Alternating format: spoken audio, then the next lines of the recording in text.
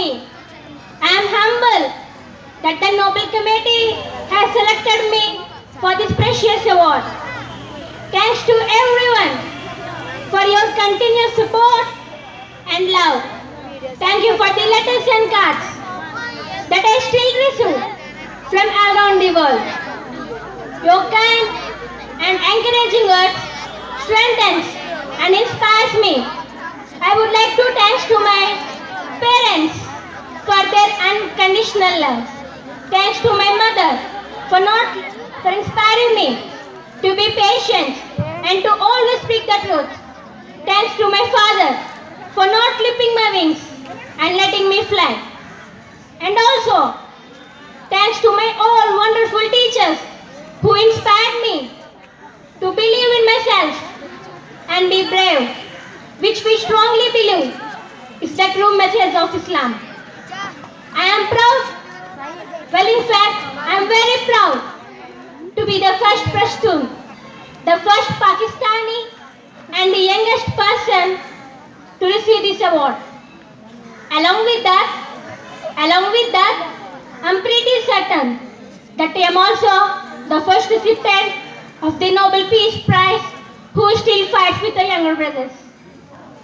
I want there to be peace everywhere, but my brothers and I are still working on that. Dear brothers and sisters, I was named after the inspirational Malala of my ones. The word Malala means grief-stricken, sad, but in order to lend some happiness to it, my grandfather would always call me Malala, the happiest girl in the world. And today, I'm very happy that we are together fighting for an important cause. This award is not just for me. It is for those forgotten children who want education. It is for those frightened children who want peace. And it is for those voiceless children who want change. It is not time to pity them. It is not time to pity them. It is time to take action.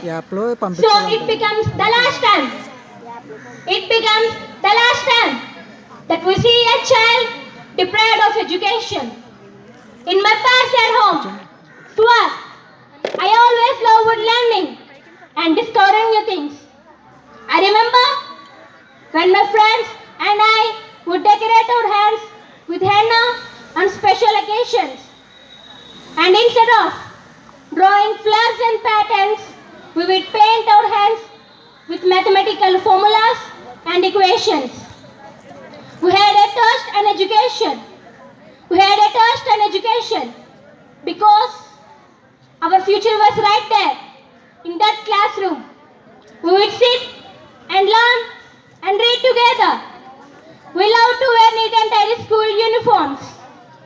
We sit there with big dreams in our eyes, which some people think only boys can, but things did not remain the same. We want to make our parents proud and prove that we will also excel in our studies and achieve those goals. Women were flogged, people were killed, education went from being a right to being a crime. Girls were stopped from going to schools. So sometimes people like to ask me, why should girls go to schools? Why it is important for them? But I think the more important question is, why shouldn't they? Why shouldn't they have this right to go to schools? Dear brothers and sisters, today in half of the world we see rapid progress and development. However, there are many countries where still millions suffering for the very old problems of war, poverty and injustice.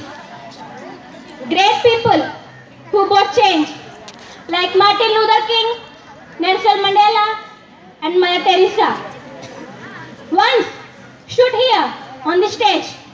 My great hope is that this will be the last time.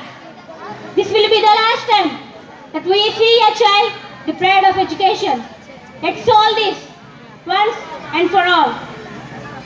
We are living in the modern age and we strongly believe that nothing is impossible. We had reached the moon 45 years ago, and maybe we land on sun. So, then in this 21st century, we able to say that this will be the last time that a girl child is forced into early child marriage. This will be the last time that we see a child out of the school. Let's solve this. Let's end this with us. Let's begin this ending together